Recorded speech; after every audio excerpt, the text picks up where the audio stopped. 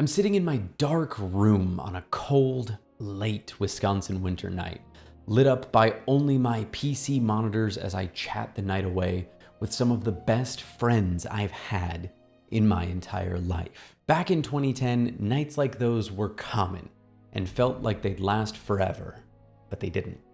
And MMOs just hit different in 2010. In 2010, my closest friend of a few years on World of Warcraft and I grew apart as he graduated high school and went off into the world, and I was dealing with all the stress of being an angsty teenager moving for the third time in high school. I started to feel a bit restless on WoW, like I just didn't have a home anymore. But around that time, I caught wind of the fact that an MMO I had never heard of, Lord of the Rings Online, had just gone free to play.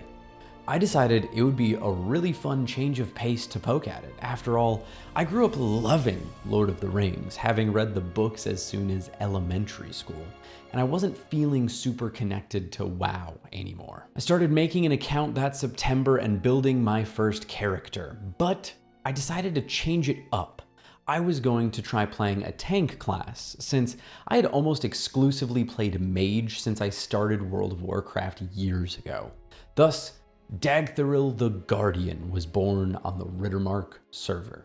While Lord of the Rings Online, or Lotro as I quickly learned to call it, felt a bit rough around the edges, it didn't take long for me to fall in love with the game. You see, in World of Warcraft, I always had friends and even a brother who I wanted to level up and catch up with.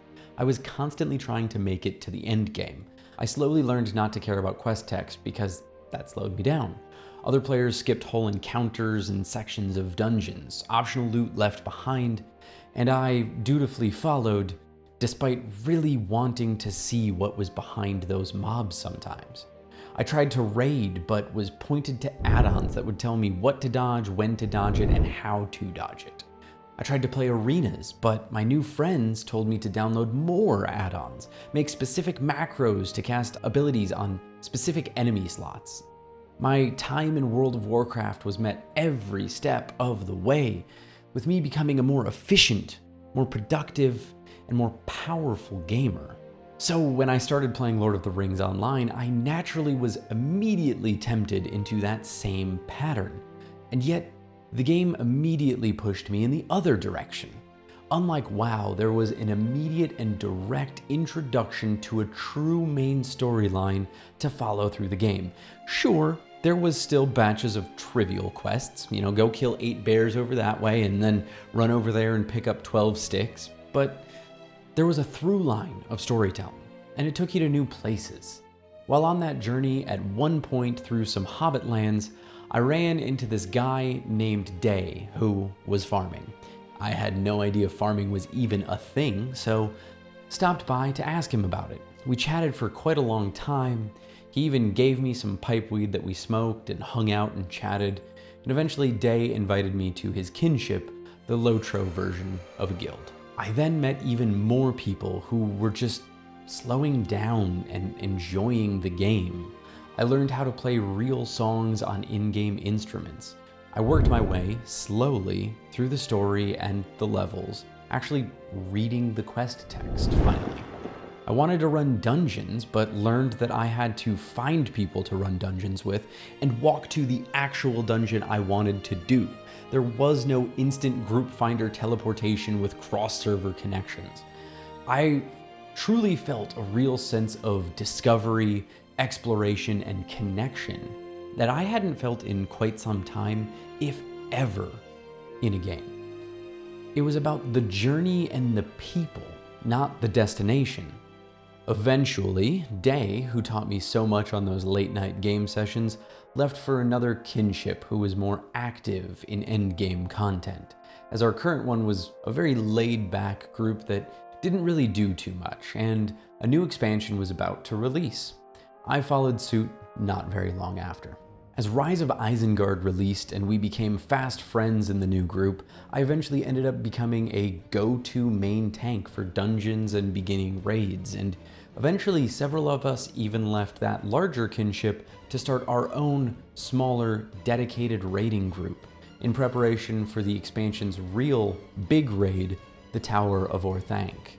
I spent hours and hours after that was released raiding and discussing strategies with the group. It was tons of fun and also exhausting. But it eventually resulted in me getting my first and only server first clear of a raid in any game on January 7th of 2012.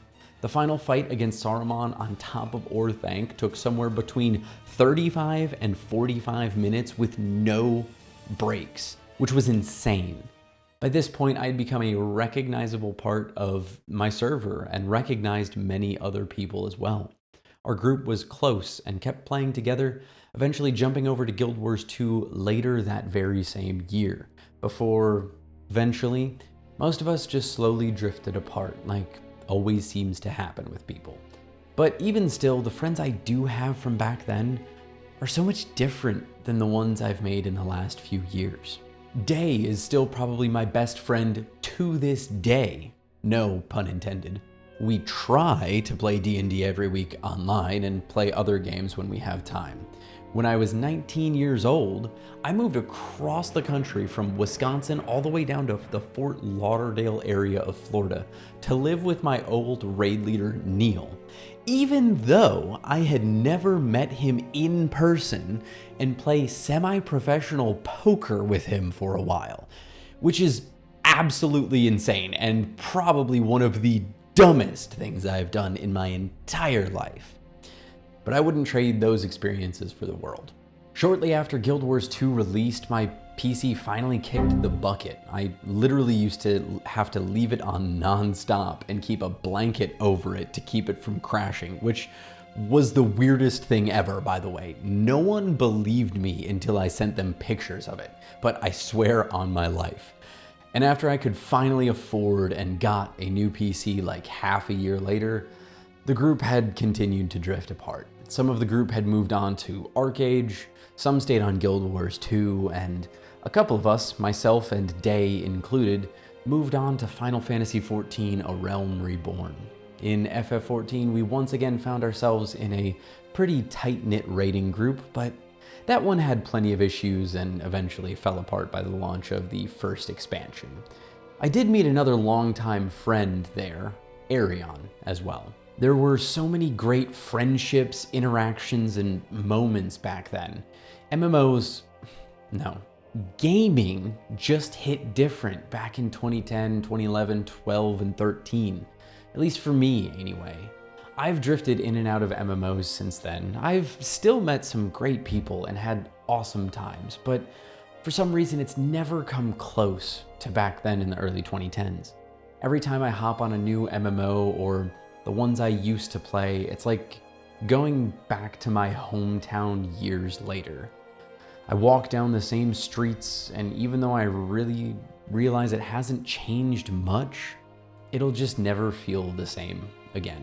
Looking back, my time with that group from Lord of the Rings Online and MMOs in general back then might have just been my watershed moment. I was turning 16 in 2010. Maybe that was just my good old days in high school, as it were. But I know I'm not the only one who feels like this. I mean, I've talked to people older than me who were older at the time that reminisce constantly about their good old days in EverQuest or vanilla World of Warcraft. People younger than me talk about their times in Minecraft or Roblox servers. I've also had people over the years tell me that you can't have real friends online, but I remember running in circles in town after raid night, staying up till 4 o'clock in the morning, talking with my buddies Day or Neil or Arion about life. Just as vividly as I remember the last Boy Scout summer camp I spent with some of my best friends who I knew in real life, when one of them snuck a bottle of vodka in and we had the best week of camp ever. I decided when I had the idea to make this video and just express these feelings that I was gonna start trying to have more meaningful interactions with people online. But I still have to remind myself, to slow down and break my own obsession with efficiency and completionism from time to time, to start looking forward again in online gaming and experience the moments that are, not just the ones that were. I've been trying to do that in Lotro here lately and look forward to sharing those stories with you all. But I think no matter what happens, I'll always feel deep down that MMOs just hit different in 2010.